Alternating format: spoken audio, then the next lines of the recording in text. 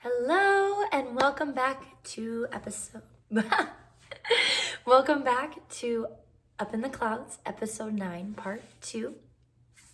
If you didn't listen to part 1, I kind of just go into all my experiences with death and grief and all the people that I've lost, and about my guardian angels, my relationships, and my experiences with ghosts and stuff. So it's really interesting. If you want to listen, go to watch episode 1 first. As I mentioned in episode 1, I was going to do an entire episode for my best friend Abby, who passed away. So yeah, let's get started. This is my 3rd time trying to record this, so I'm gonna try to keep it together because the last few times have just been not. The first time I just couldn't even finish recording. The second time my thoughts were just kind of jumbled and scrambled, and so 3rd time's a charm, as they say. So let's get into it. Okay, so this video is in honor of my loving best friend Abigail May Connor. May continue to rest in love and peace, and we all miss you and love you so much. So my friendship story with Abby starts back to, can you get your butt out of here? I met Abby in 2014, and we were instant friends. It was just it just clicked. You just meet people and you just you're yes, I want to be friends with this person. That's just kind of how it was. It was just instantly a best friend, sister connection. And then she was dating somebody who went to school in Whitewater. And so she would come here and visit every so often and come out and hang out. And I just have a lot of good memories with her before we moved in together. And then we moved in together fall of 2016. And because she decided to come to Whitewater. And we had a lot of fun that first semester. It was football season, so we'd go to the football games every Saturday and just party and stuff, what college kids do. And I would come home from classes on Thursday, and she would have bloodies ready for us, and just a lot of good memories that first semester. We lived with another girl. Her name's Haley. And you know how they say living with your best friends can sometimes ruin your relationship? Well, it was the opposite with them. It was never we didn't really fight, and if it was silly things. It wasn't fighting or didn't change our relationships at all. If anything, it just kind of brought all of us closer together. It gave Haley and Abby a relationship because they didn't really know each other too well before. So yeah, it was just a really good experience. And then winter break was when she had gone to Mexico with her family and then was murdered. So for those of you who don't know the story, I'm gonna go into it as much as I can. The past few times, the reason why I've had to re-record is I get really worked up during this, so I'm just gonna talk about as much as I physically can handle. I'm going to link the Journal Sentinel article that talks about it in great detail because it's just so hard for me to talk about and hard to really go super into, just because it's not something I like to think about. It's not something that is a good positive thing, but Abby deserves this, so I'm gonna channel every bit of strength and courage that I have to talk about as much as I can for her. So they went down to Mexico, and it happened that the day they were there. So they were there for a few hours, and then Abby ended up in the hospital. So she texted me and Haley around 3:30 our time. I don't know if time is different in Mexico. And by 7:30 that same night, she had already been in the hospital because that's when they were supposed to meet up with her parents. So they checked into their hotel. Austin and Abby went down by the pool. Their parents joined them shortly after. And then they were down there for a little bit, and then they were okay, we are going to meet in the lobby at 7:30 for dinner. And then Austin and Abby stayed down by the pool. the last thing that Austin remembers is taking a shot with a group of people, and then he woke up in the hospital. He had a gash in his head. Abby had a broken collarbone, and she technically died from drowning, is what they said. When they were resuscitating her at the scene, she was foaming at the mouth, so that's pretty suspicious. Like, that doesn't just happen from alcohol. And then she was in the Mexican hospital for a few days, and they flight for lifed her to Florida, and that's where they treated her there, and that's when her, that's where it ended there as well. So obviously there's a lot of missing details, so that's something,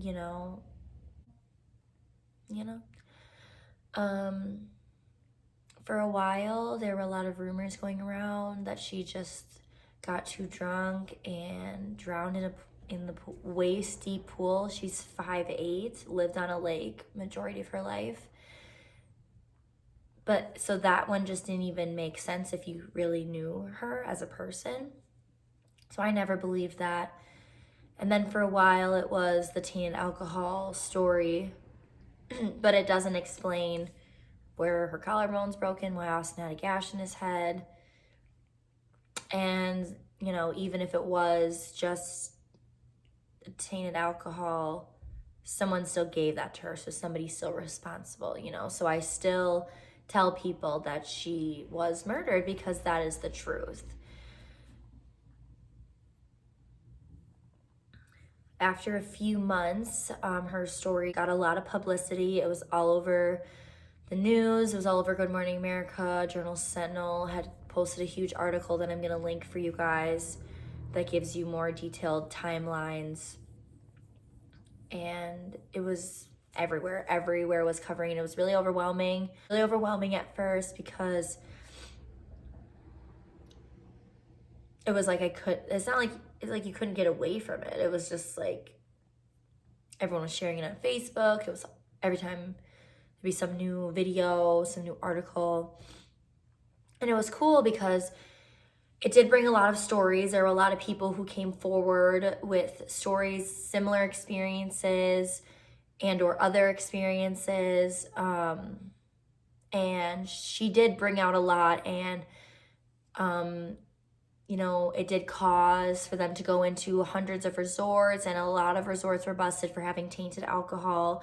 So that was good, so that other people won't get that tainted alcohol. And like I said, there's just a lot of missing information, a lot of missing, things from a story. And it's just really sad because I feel like I want to give her that justice. I want to get justice for her, but I don't even know how because it's in another country. That makes it extremely difficult because the rules are different there, the laws are different there, the police are different.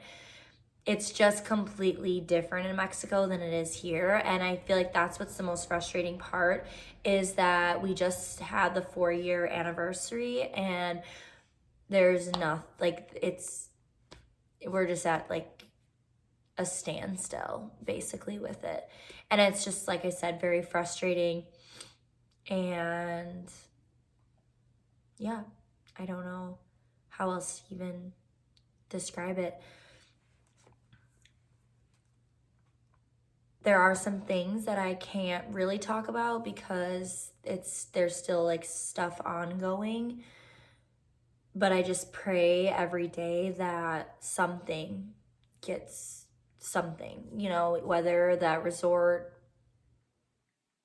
honestly gets shut down. I don't even care. Something that no more people can get hurt, which I know is probably a very naive thing to say, but I just don't want anyone else to have to go through what we've all been going through for the past 4 years. And yeah, I don't know what can really be done, or yeah, it's it sucks. That part of this, her story is just my least favorite to talk about, to tell. I don't, just because it's so frustrating. And there's so, like I said, so many missing details, and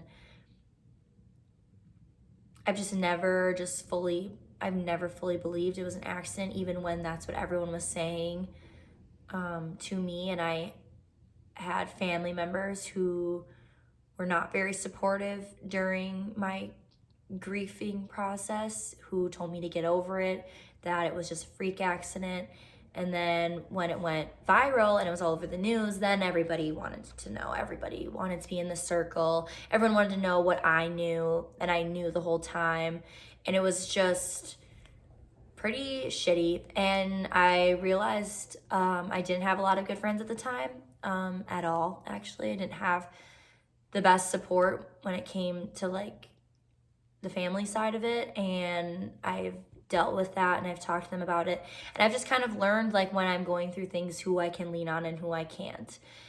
And I think that taught me a lot, and it taught me, you know, strength in a weird way.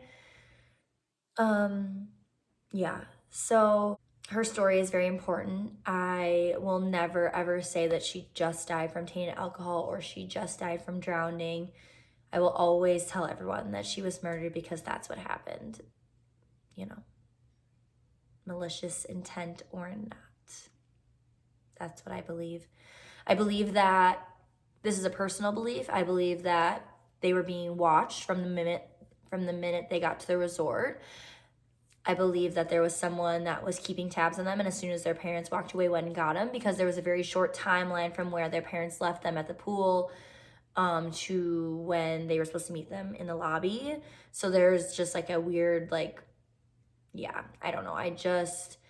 There's just so many things that I believe that I know that are right. Like, I don't, you know, I just know that there's more to the story than is out there. And I mean, it's just, maybe to other people it'd be speculation, but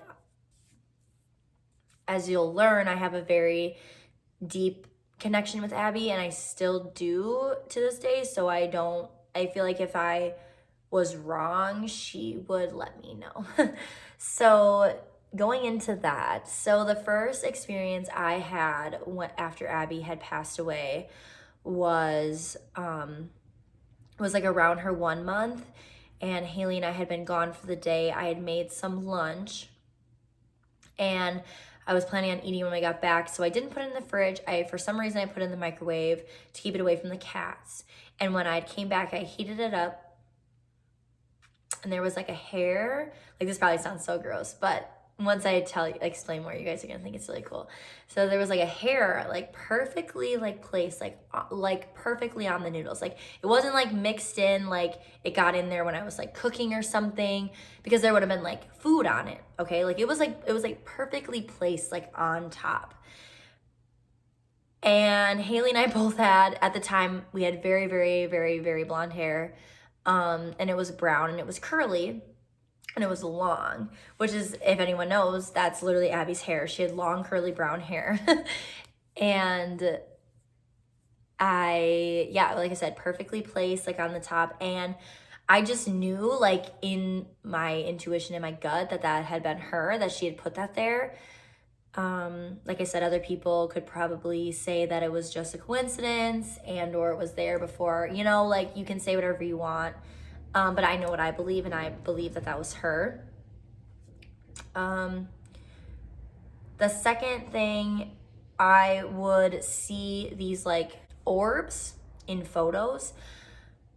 I am obsessed with taking pictures of the clouds, hence where this name comes from, and the sky and stuff like that. So I would always like take pictures like while I was walking and stuff. And there would be these orbs in my photos. And if it was sunny, they would be really intense. And then if it wasn't sunny, they would still be there, but just like not as intense. Which, yes, you could argue that that's from the sun, but on cloudy days, what are you gonna argue, you know? And it wasn't all the time. Like, it was like every single photo. It was only when I was really sad and or thinking of her and or like trying to get a sign from her would they show up in my photos. And then I was seeing 1111 all the time, or 111, constantly, which is I talked about a lot in my last episode, but I would see it everywhere. I would happen to look at my phone. I would, look at like a song and there'd be like I'd like 111, and there's like weird coincidences where I was noticing it enough like all the time. The second experience I had with her was we were moving out of the quilt place. That's what we called it. We lived above a quilt place. And Haley had already moved out. She'd already taken the cats. My lease didn't start as early as hers did, so I was like slowly moving things. And I had pretty much everything out except for like all these like little knickknacks. So I have like a lot of little like dolphin knickknacks, like things from like vacations and stuff. And I had these like all these shot glasses like in my room. And I remember while I was moving things, I was just really sad and just was like thinking of Abby because we were supposed to live together and I was moving to a place by myself. So I remember just being really sad and just like talking to her like, are you gonna come with me? Even though I'm not gonna live here anymore, like at the quilt place, because I thought we were only so connected because of me still being at the quilt place. And I was afraid that once I wasn't there anymore that I was gonna lose her, because I didn't know, and I was running back and forth, and I came back to pack up the rest of my little like knickknacks and stuff, and 3 shot glasses had been knocked over, and they were 3 that Abby had given to me, and the rest were upright. Everything else was upright. It was just those 3 shot glasses were perfectly knocked over. And in that moment, I was like, I felt like that was like Claire. I felt like that was her being like, yes, like being like, I'm still here. You can use whatever you want, but I know what I believe, and that's all that matters. And I knew that was her sort of telling me like everything's gonna be okay. My next experience with her was at Summerfest. We went to a concert. I went with her brother and some of his friends and this one friend that was also friends with Abby. And basically, like, she would have been there. And, she would have been at that concert with us, like, having a good time. And I just remember thinking that, like, pretty much the entire time. And there was, like, so it was it was Migos, Big Sean, and Future. So it was, like, in between a set. And it was, like, after Migos. And they were, like, switching the stage up for Big Sean to come on. And I was just like looking around at the crowd, everyone's chit-chatting and talking with people. And so if you've been to the amphitheater at Summerfest, there's like the bar where you get like drinks and stuff. And then there's these like gates almost, but they look like poles kind of. And I remember I was like looking over there, like, because my friends were at the bar. And I was like looking for them. I didn't know which one they went to because there was like 3. And I was like looking around. And I see this like girl. And it looks like she's standing on those like gate poles, the gate things. And because she's like higher above everyone else. And I'm looking, I'm like, oh my God, that girl looks just like Abby. And then I look again and I was like, that is Abby. I was like, what? And I'm like, I went to go get our friend's attention. I was like, Sam, look. And by the time I got his attention, she had been gone. And I was like in shock because I didn't say anything to anyone. I don't even think I've told that story to anyone except for the mediums I've gone to. But I knew it was her. Like, I knew I'd saw her because she didn't look like the other people looked. Like, she was like radiant. I don't know. It was crazy. It was so crazy, but I knew that I had saw her. And then there was one night when I used to bartend at like a bar downtown, and I was walking to my car. And I heard my name, like, very, like, loudly, like, to the point where I was, like, and the streets are empty. Like, it's past bar time.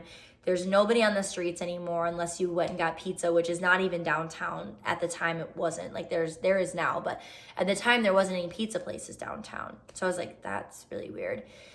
And I, like, started walking, like, to where it was, like, coming from. And it was from the door that would go into our old apartment. And I was like, this has to be her. This has to be her. Like, it doesn't make any sense. And then that's when I was like, okay, I need to go to a medium. I feel like I just like had this like weird feeling that she like really wanted to talk to me about something. And the first time I tried to go, she was not ready. And then that second time when I was like hearing her more, I was seeing her, I was getting all these weird like 111. I was like, okay, maybe now she's ready. And when I, had my pharmacist text his wife and was like, okay, what does this mean? Does this mean something? Does it have something to do with Abby? Does it not? Like, am I just seeing these numbers? Is it just a coincidence? And that's when she had me come and see her. And then Abby was ready, finally. And Abby had actually visited her in her dreams the night before I came there and was like giving her all these pictures and stuff. And my first experience with a medium was really good. So as I talked about in the part 1, was my abusive ex was there asking me for forgiveness because he had a lot of karmic debt to go through before he could cross over. And I was one of the first people he needed to apologize to. And then Abby was there from the beginning, but she just kind of let my ex like talk. And then she was like, one thing that when you go to a medium is they ask you a lot of like personal questions first, because while you're answering those questions, either the spirit is putting it in their head to ask certain questions, and or the spirit will respond to certain questions. So they'll just like, she was just like, would talk to me, and then Abby would say something to spark another question and or like answer the question for me. So one of the first questions she had asked was, do you like living alone? And I said no. And she goes, because you were supposed to live with Abby. And I said, yeah, how did you know that? And she said, she just told me. And I mean, I said it like not, I feel like I sounded really sassy, but I was just kind of like, yeah, like, how did you know? Like that's how I responded, really. And she said, yeah, Abby told me. And Abby said, you should find somebody to live with, and that it's okay to, but make sure it's somebody that she likes. And in that first like moment, you can't mimic someone's personality. And that response that she had given me, I was like, you can't just make up. Like, you can read, you can do all the research on somebody you want, how they died, like maybe, but you're never going to be able to mimic their personality. And the responses that she was giving me from Abby, I just, without a doubt in my mind, knew it was her, because you just, like I said, can't mimic that. You can't fake you can't get someone's personality from reading their death story, like, or just reading comments about what people had to say about them. You just can't mimic the things that I know how she would respond in that moment. And because I had been friends with her and I knew her, I lived with her, she was my best friend, like I would know how she would respond. And that's like what I'm saying is the coolest part about it was that. And, I'd asked her if I really did see Abby, if I was going crazy. And she said, no, that really was her. She had tried to get you to see her before and you've never noticed. And that I should start wearing my glasses more, which is funny because I still don't wear my glasses. When I go to the bars and stuff, I'm just like blind pretty much the entire time. So it's funny that Abby yells at me even when she was a spirit. And then I asked her like, oh, I've heard her like say my name before, and it was like coming from our old apartment. Like, was that her? She said, yes, that was her. It was the same thing. She tried to get me to like hear her before, and I've never been able to. So yeah, I thought that was really, really cool just to have all those like confirmations. That made me feel like I was crazy and I couldn't talk about it with people. Like, there were only certain people I felt comfortable talking about it to. And then it was things were happening so frequently and so often. I was getting to the point where I felt like I couldn't even tell, like those people that I thought I could tell, like from the beginning, like I felt bad because I felt like I could tell that they were getting frustrated. They weren't getting anything from Abby. And so that's when I asked the medium, I was like, why am I the only one getting anything? Like, I don't even talk about it anymore because I feel like people are frustrated with me because they're not getting anything and I'm getting all this stuff from her. And they were like, the medium said to me, because you have you know, that gift. You're open, you're intuitive, you are looking for it. Like, those people may think they're looking for it and they're open to it, but they necessarily weren't as open as they thought they were. Like, their subconscious was still messing with them. Whereas I have had experiences with ghosts since I was younger, so I've always known, you know, I've always knew, I never have ever questioned it. So I knew that she was still very prominent, she was still very here, it was still very real. Whereas other people may have not had those experiences to open their mind to things like that, where they think they want it, but then they didn't. After the medium, the first time I went home and was just crying. I got a lot of information from her. There was just like, it was just really overwhelming, like in a good way, like, and also just like in a hard way, just because it was still very fresh. I still missed her so, like, I still miss her all the time, but like I said, it was just very different at that time. And I came home and I was just crying and I was just talking to her.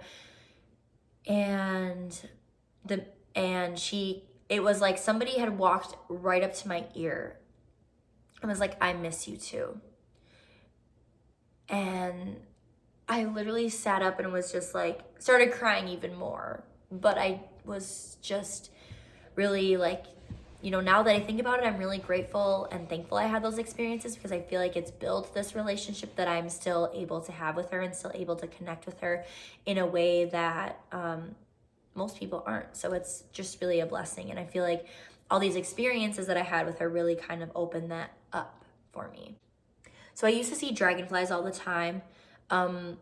Dragonflies used to like land on my window and stuff. And when we were putting Abby's ashes, there was like a dragonfly that was like following us around by her grandparents' lake and stuff. And like on the boat, it was by us. And then on the hammock, it was by us. And we were sitting down by the pier. There was one that kept like coming by us. And if you don't know, dragonflies, butterflies, and cardinals are like the three, like, spirits can decide whatever they want to, you know, embody, which is a really cool thing to kind of read about. They can use animals as signals, and dragonflies and butterflies and cardinals are the big ones that we see in the spirit world that they use. And like a dragonfly would appear in my window on like the times that I'd be talking to her. So that was like, what's the weird coincidence that would entail. And there was one time, actually, this is the only time I've ever physically felt her, besides like her talking in my ear, was I had decided to take a nap. I accidentally fell asleep and didn't set an alarm, and I was supposed to like go to work. I like fell asleep after class one time, and I had like a time in between before I had to go to work and stuff, and I must have fell asleep and didn't set an alarm, and it literally felt like someone was like shaking me to wake up. And that could be argued that was either my subconscious or it was her. I believe it was her because I felt it. Like, it wasn't just like a dream, like when you when you think you fall. I don't know. It was just really weird. So that was like the one time I've like physically felt her like touch me, which is really cool. The past 2 years or so, I get these really weird sensations like on the middle of my back that I didn't know if something was wrong with me or if it was like Abby. And when I had messaged my medium about it, she had said that is Abby, and that's her letting me know like when she's with me. Because it usually happens like when I'm like anxious about something, or I'm like thinking about something, or I'm sad, or if I'm really overwhelmed at work, it'll happen, which I think is really cute, because I think she's just trying to like be like, you're good. Yeah, so that's really cool that I get like that weird like sensation. There was one time I was walking to class, and this butterfly had landed like perfectly on these flowers. Like, I was about to take pictures of these flowers. Something cool my campus does is they really, really deck out the campus in like flowers and stuff, and they make it look all pretty. and I was about to take pictures of the flowers, and this butterfly lands like perfectly before I even snap the picture. And I was like, oh my God, like that's really cool. So I obviously took a picture of it. And my friend messaged, who was also friends with Abby, responded to the story and was like, that's Abby. I was running with my mom yesterday and this butterfly was like following us and like would not leave us alone. And I just like knew in my gut it was her, and it was the same looking like type of butterfly. And I immediately started crying because I thought that was so beautiful. Like that she had connected with not just me, but like our other friend, like the day or two before that. And it was just really a really cool experience. The second medium person that I had gone to for Abby was by accident. So it was like a really weird, like warm day in February, and I felt really cute. It had been the first time in a while that I felt cute, and I messaged my friend and I was like, will you please take pictures of me? We have like this like alley downtown with like a beautiful mural and like really cool brick. And I was like, will you please take pictures of me? Like I'm feeling really cute and I want to post something on Instagram. And she was like, oh my God, yes, of course. And she's like, I just have to do something first. So I went with her to go drop off stuff to her ex-boyfriend, and the girl was with us. Her name's Chelsea. And after we had gotten done with the photo shoot and stuff, she's like, okay, I don't want to like freak you out, but there's a spirit here who really, really, really, really wants me to talk like with you. And so we did like, we staged like Emma's apartment, and like we had like a little like thing, and we were talking to her, and that's where I found out some information regarding her passing that wasn't in the news, that most people don't know. And that's why I firmly have solidly believe that there were like a third party involved, and that there was definitely more to the story that we know, because obviously there's a lot of missing information, and the resort not being cooperative with and stuff. And that was like, I found out a lot of information from that day about everything.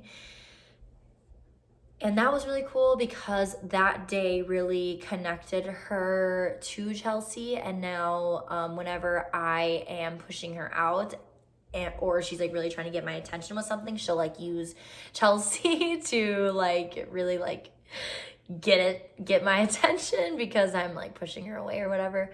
Because I went through a period where it was like I was so frustrated that I couldn't have her here physically, that I didn't even want to have a relationship with her, even in the metaphysical. But now I am very grateful for it.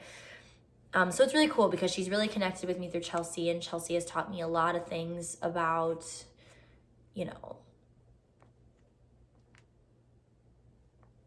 stuff, like just like spiritual stuff, and like talking to her and our relationship and stuff. And that's what I'm like, I feel like Abby has brought a lot of people like into my life in really cool ways, really weird ways, like meeting people at the right time, being in the right place at the right time, meeting something as silly as like boys. I feel like she'll bring like certain boys like into my life too when I need to, like if I, whatever.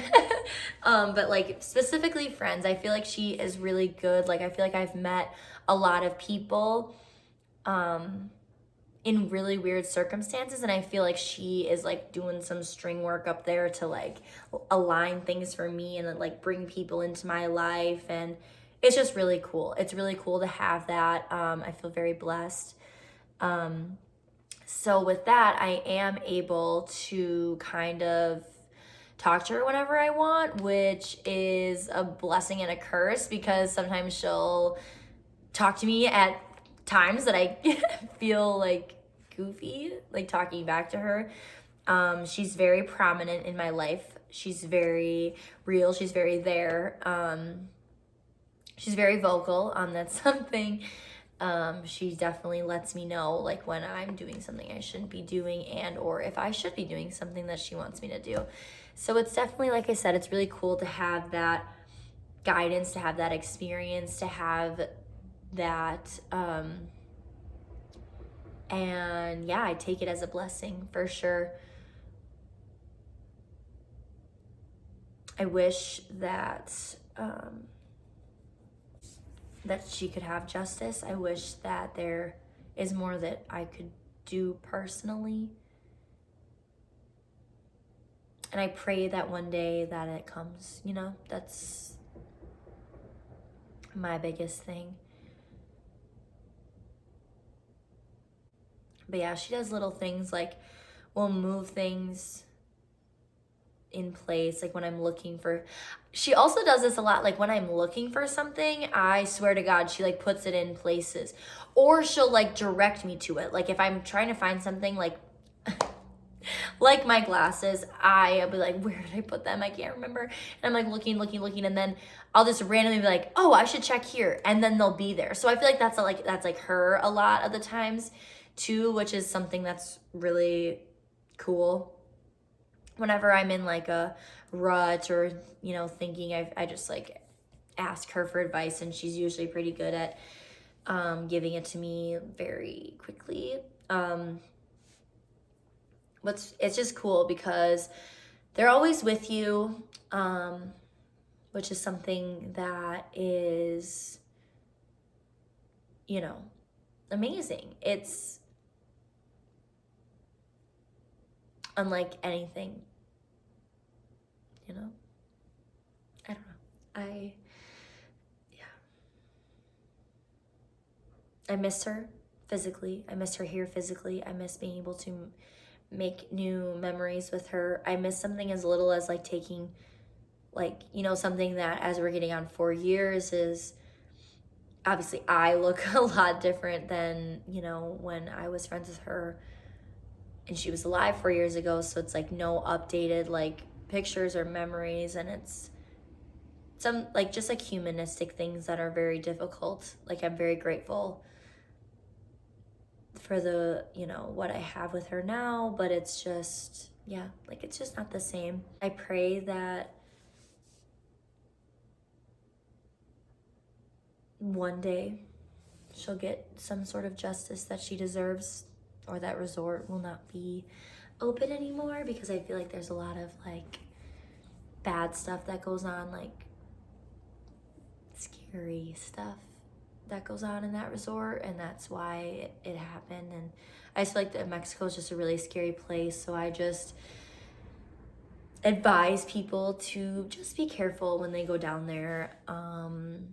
And it's just not like a lot of the stories, there were some stories from even the Dominican Republic too, like it's just really scary to be, you know, to go to other countries in general where they're not very fond of Americans. I feel like that's just, and it's sad and unfortunate, because not like, it's sad that they have such a stereotypical view of us that they just want to hurt us or kill us because of something that we have no control over.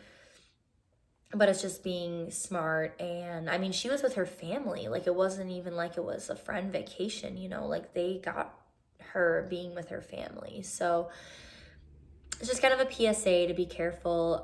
Me personally, I will never ever be going to Mexico unless I am doing some investigating.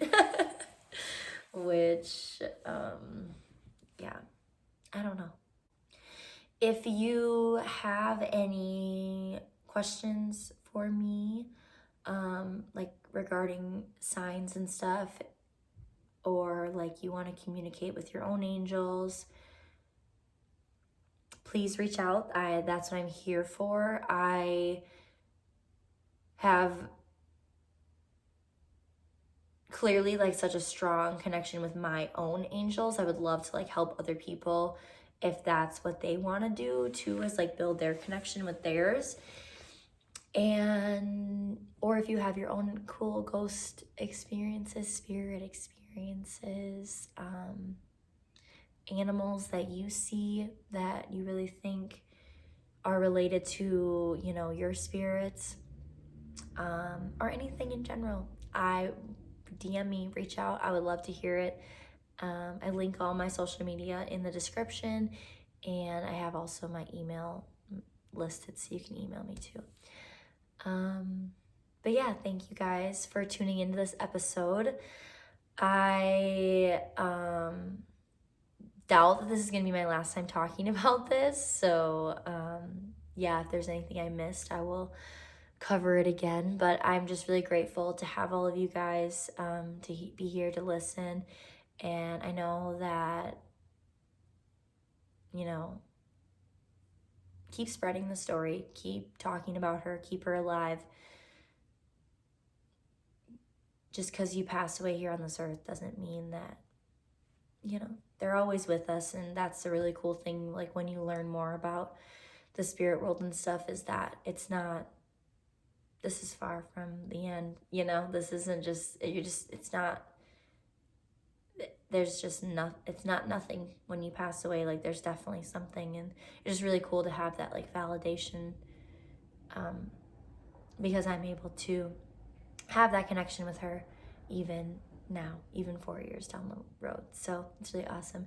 So like I said, thank you for tuning into this 2-part series. Like I said, I probably will talk more and more about this stuff if I get, like, when I get questions and stuff, and I can make more episodes about it. So yeah, thank you so much for tuning in. I hope you guys have an amazing week. I love you all so much. Have a beautiful week. I love you guys. Bye.